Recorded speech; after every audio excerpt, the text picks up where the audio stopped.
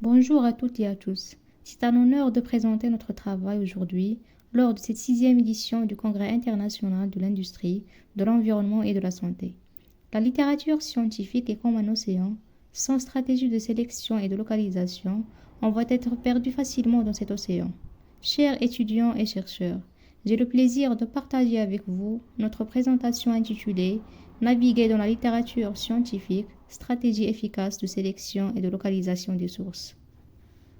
Cette présentation s'articule autour des types de ressources, types de documents et les critères de localisation de ces documents.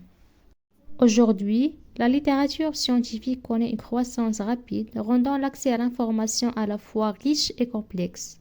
Face à cette abondance et cette explosion de l'information, il devient essentiel de savoir sélectionner et localiser des sources fiables et pertinentes. Ainsi, adopter des stratégies efficaces permet d'optimiser la recherche documentaire et d'assurer la qualité du travail scientifique. Alors l'objectif des ressources est de permettre d'identifier, d'accéder et de sélectionner des informations fiables et pertinentes pour appuyer une démarche scientifique. Parmi ces ressources, on trouve les catalogues de bibliothèques, qui sont des outils structurés qui permettent d'identifier et accéder aux ressources disponibles dans une ou plusieurs bibliothèques. Ils permettent la recherche par mots-clés, auteur, titre ou sujet, incluant des filtres pour la disponibilité, le type de document et l'année aussi. Il y a aussi les portails spécialisés. Donc un portail spécialisé, c'est un site web qui donne l'accès à des ressources documentaires dans un domaine précis, santé, droit, ingénierie, etc. Donc l'exemple présenté, c'est celui de l'IMMR, développé par l'Organisation mondiale de la santé. Ce portail permet d'accéder à une littérature scientifique régionale en santé, souvent moins visible dans les grandes bases de données internationales.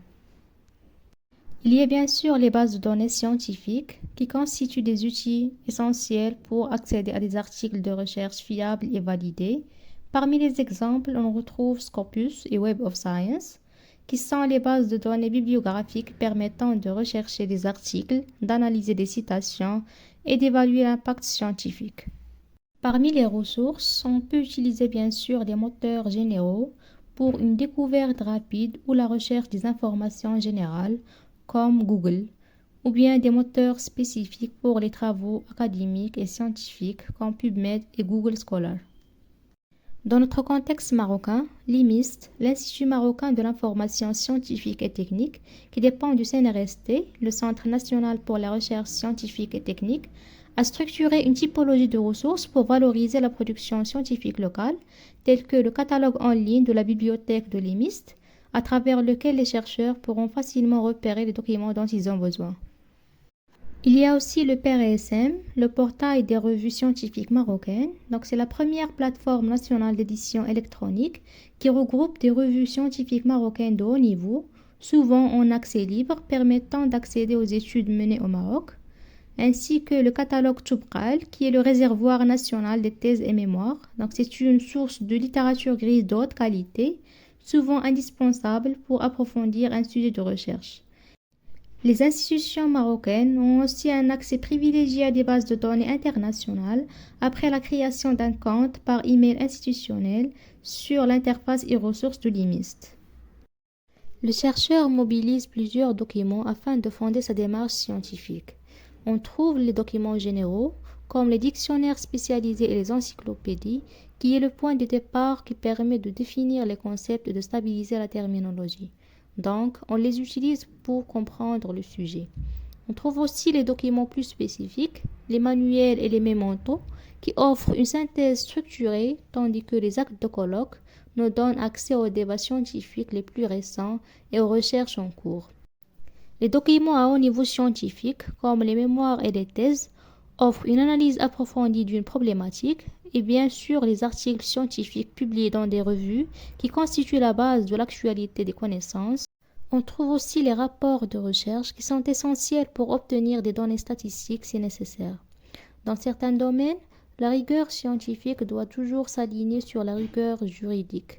Il s'agit de consulter des documents officiels, les lois, les décrets et les règlements pour constituer le cadre légal de notre sujet.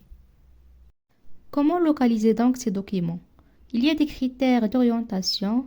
Donc, le fait de choisir la bonne couverture est le premier gain de temps du chercheur.